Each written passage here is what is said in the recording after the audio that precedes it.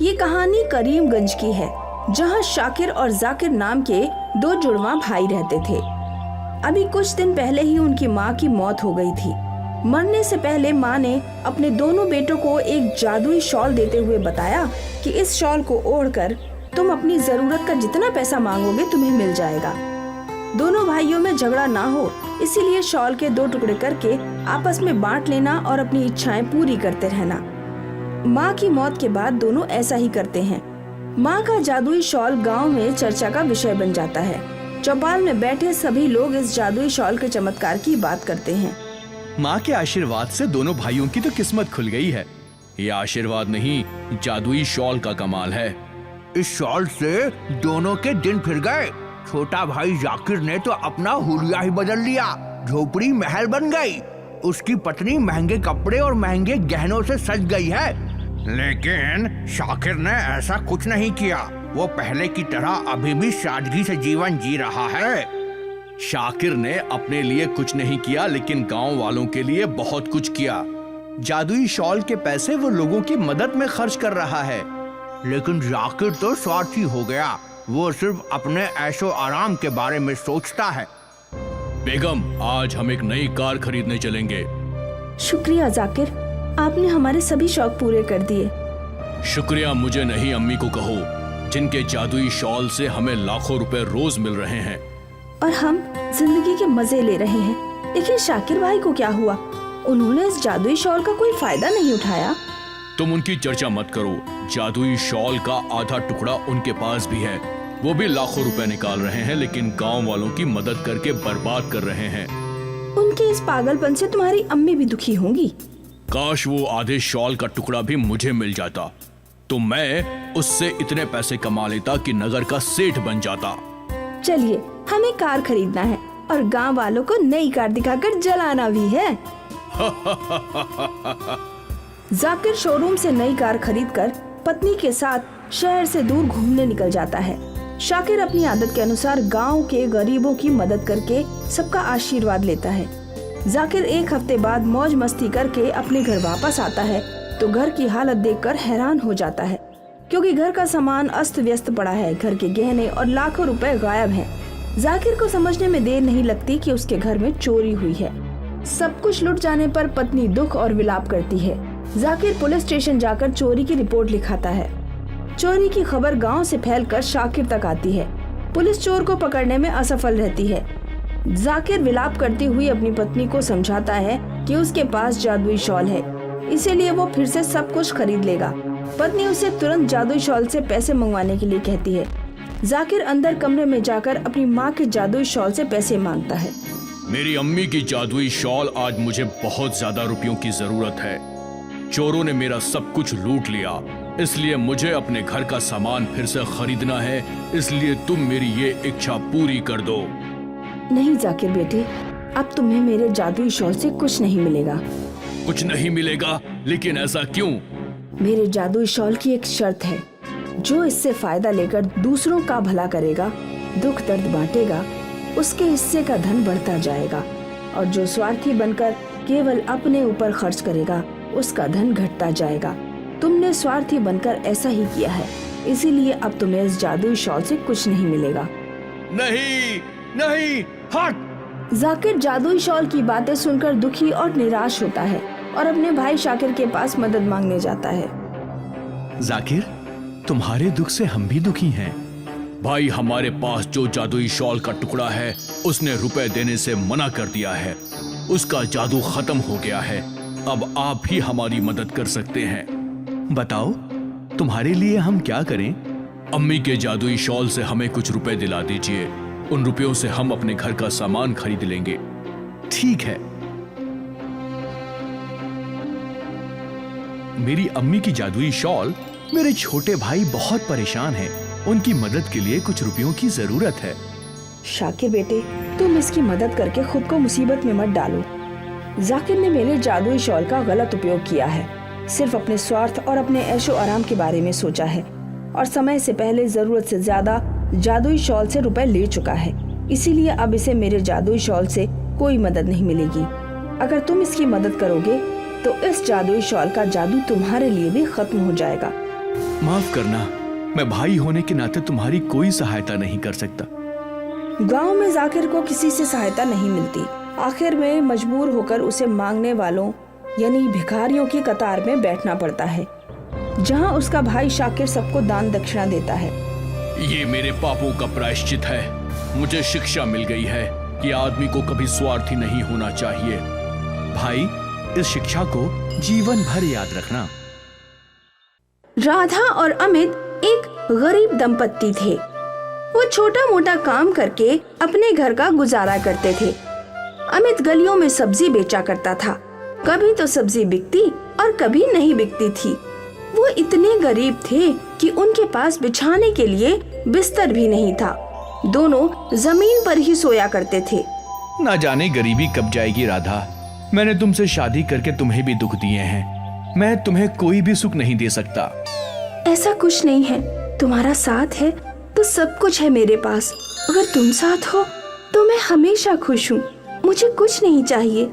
देखा ना, मैं इतना भी नहीं कमा सकता कि एक बिस्तर तुम्हारे लिए ले सकूं। तो क्या हुआ, हम धरती माँ की गोद में सोते हैं। इससे अच्छा बिस्तर और क्या हो सकता है। अमित उदास हो जाता है। एक दिन वो सब्जी बेचने जाता है तो उसकी सब्जी भी नहीं बिकती और तेज बारिश हो जाती है। वो अपनी सब्जी की रेड़ी लेकर घर आ जाता है। अरे, आज तो वैसे ही सब्जी नहीं बिकी थी, ऊपर से इतनी तेज बारिश। आज का तो पूरा दिन ही खराब है। कोई बात नहीं, आज शायद ईश्वर को यही मंजूर है कि हम भूखे पेट सो जाएं, तभी इतनी तेज बारिश हो रही है। उसके आगे तो हमारी चल नहीं सकती ना। आज भी पानी पीकर ही सो जाएंगे। राधा, तुम इतनी सकारात्मक कैसे सोच लेती हो? हर चीज में तुम खुशी ढूंढ लेती हो। अब हम कुछ कर भी तो नहीं सकते हैं ना, गुजारा तो करना ही पड़ेगा। अमित राधा सर पकड़कर बैठ जाते हैं और सोचने लगते हैं। तभी एक आदमी आता है और दरवाजा खटखटाता है। कौन है? मैं हूँ, एक तकिया बेचने वाला। क्या चाहिए तुम्हें? मैं एक तकिया बेचने वाला हूँ और बाहर बहुत तेज बारिश हो रही है, जिसकी वजह से मेरे सारे तकिया भीग गए हैं और मुझे बहुत नुकसान हो गया है। क्या तुम्हारे यहाँ से एक पन्नी मिल सकती है जिससे मैं अपने सारे तकियों को बचा सकूं? हाँ हाँ, क्यों नहीं। और हमारे पास बचा ही क्या है, एक पन्नी है जो छत टपकते वक्त हम काम में लेते हैं। उसे तुम रख लो, नहीं तो तुम्हें बहुत नुकसान हो जाएगा।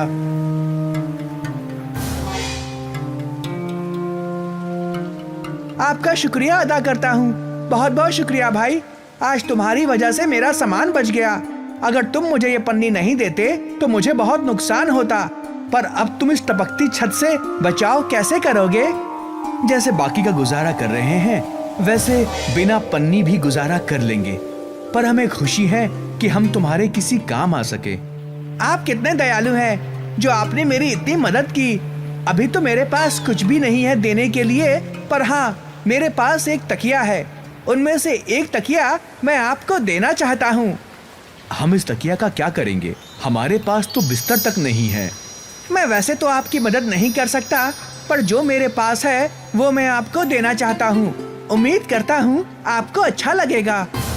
और आदमी तकिए को अमित को दे देता है और वहाँ से चला जाता है। अब राधा कहती है, कोई बात नहीं, बिस्तर नहीं तो तकिया ही लगाकर तसल्ली कर लेंगे। कुछ तो मिला ना सोने के लिए। राधा अब तकिए पर जो भी सोचकर सोया करती वो पूरा हो जाया करता। ये देखकर वो चौंक जाती थी। एक रात जब राधा तकिए पर सो रही थी तभी उसे सपना आया कि कॉलोनी में भीड़ लगी हुई है और पानी नहीं आ रहा है। राधा जब सुबह उठती है, शायद आज पानी नहीं आएगा, मुझे पहले ही भर लेना चाहिए। और सच में कॉलोनी में पानी नहीं आता, भीड़ लगी हुई होती है। अरे ये क्या, मैंने सपने में देखा था और सच में कॉलोनी में भीड़ लगी हुई है और सच में पानी नहीं आ रहा है। ये कैसे हो गया? शायद कोई इत्तेफाक होगा। वो घर का सारा काम करके थक जाती है और फिर तकिए पर जाकर सो जाती है। उसको सपना आता है कि एक लड़का छत से गिर रहा होता है। वो घबराकर उठ जाती है। अरे ये मैं क्या देख रही हूँ? वो लड़का गिर रहा है। आखिर वो लड़का है कौन? पता नहीं आजकल मुझे ऐसे सपने क्यों आ रहे हैं। राधा अपने काम में लग जाती है और कुछ सामान लेने के लिए बाजार जाती है तो उसे वही लड़का छत पर खड़ा हुआ नजर आता है। वो घबरा जाती है। अरे ये तो वही लड़का है जो मुझे सपने में देखा था। ये कैसे हो गया? ये लड़का जिसे मैं जानती तक नहीं, वो मेरे सपने में कैसे आ गया? अचानक से उस लड़के का पैर फिसलता है और वो नीचे की ओर गिरने लगता है। राधा ने आओ देखा ना ताओ उसको पकड़ लिया। लड़का गिरने से बच जाता है और उसे चोट तक नहीं आती। सारी भीड़ उसकी सूझबूझ की तारीफ करती है, पर राधा बेचैन सी रहती है और सारी बात अमित को बताती है। सुनो, आजकल मेरे साथ कुछ अजीब हो रहा है। सोते वक्त जो भी देखती हूँ वो ना जाने कैसे सच हो जाता है। ये तुम्हारा वहम हो सकता है। चलो आज मैं इस तकिया पर सोकर देखता हूँ। तुम भी ना जाने क्या क्या सोचती रहती हो। उस रात अमित तकिए पर सो जाता है और अमित के साथ भी वैसा ही होता है। वो सपने में देखता है कि आज उसकी सब्जी बहुत अच्छे दाम पर बिकी है और असल में उसकी सारी सब्जी अच्छे दामों पर बिक जाती है। अमित घर आकर राधा को बताता है। राधा देखो, आज मेरी सारी सब्जी अच्छे दाम पर बिक गई है। अगर ऐसे ही चलता रहा तो हमें मुनाफा होगा और हम अपने दिन सुधार लेंगे। रात को तुमने सपना क्या देखा था इस तकिए पर? अरे हाँ, रात में मैंने सपना यही देखा था कि मेरी सब्जी ऊंचे दाम पर बिक रही है और सारी सब्जी खत्म हो गई है। तो जो तुमने देखा वही सच हुआ ना? अरे ये तो मैंने सोचा ही नहीं। सच में इस तकिए में कुछ तो बात है। हाँ, इस तकिया पर सोते वक्त जो भी देखा जाता है वो सच हो जाता है। अरे ये कैसा जादुई तकिया है? अच्छा है ना, इससे हम आने वाली मुसीबतों का पहले से पता लगा सकेंगे और उसका निवारण भी कर सकेंगे। अब अमित और राधा आने वाले परेशानियों को पहले से ही भांप जाते थे और उनकी मुसीबत बनने से पहले ही सही कर देते थे। सब उनकी तारीफ करने लगे। धीरे धीरे अमित और राधा प्रसिद्ध हो गए। एक बार उनका पड़ोसी राजेश ये बात जानकर कि तकिया जादुई है, उसे चुराने आता है। ये क्या? कल तक तो सब्जी बेचा करता था और जिसके यहाँ खाने के भी लाले पड़े हुए थे, आज सब उसकी तारीफ करते हैं। इसका तो अपना मकान भी है, वो भी इस तकिए की वजह से। मैं ये तकिया इसके पास नहीं रहने दूंगा। जैसे ही राजेश तकिए को हाथ लगाता है, तकिया अपना आकार बढ़ा लेता है और उसके ऊपर गिरने लग जाता है। राजेश डर के मारे भाग जाता है। जब वो भाग रहा होता है, अरे राजेश, तुम यहाँ क्या कर रहे हो और तुम इतना घबराए हुए क्यों हो? रुको तो सही, कहाँ भागे जा रहे हो? मुझे माफ कर दो अमित, मैं तुम्हारा जादुई तकिया चुराने आया था, पर वो तो सच में ही जादुई है। उसने मुझे अच्छा सबक सिखा दिया। आज के बाद मैं कोई चोरी नहीं करूँगा। अमित समझ जाता है कि तकिया दूसरों की रक्षा करने के साथ साथ अपनी रक्षा भी कर सकता है और वो निश्चिंत होकर सबकी मदद करता है।